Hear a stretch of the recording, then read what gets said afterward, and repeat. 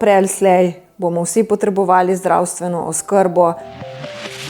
Po 30 letih, ko so ugotavljali, da je dopolnilno zdravstveno zavarovanje praktično anomalija našega zdravstvenega sistema, nam je uspelo to v tem mandatu spremeniti.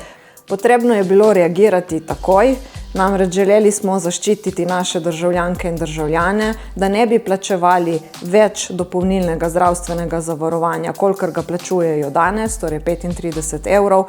Namreč komercialne zavarovalnice so napovedovali zvišanje 45, tudi 55 evrov na mesec, kar po našem mnenju bi spravilo naše državljane, sploh najranljivejše, v še dodatne stiske in to je bilo treba nemudoma preprečiti.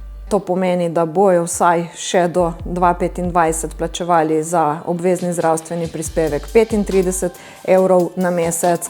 Na ta način bojo prišparali najmanj 120 evrov na leto. V primeru podražitev, ki so jih napovedovali tudi do 55 evrov ali več na mesec, pa bi bile te privarčevani zneski še enkrat višji.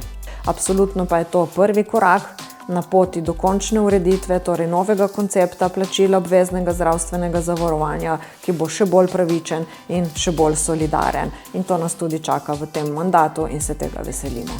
Prej ali slej bomo vsi potrebovali zdravstveno oskrbo in če želimo, da je to dobra, je prav, da vsi k temu prispevamo.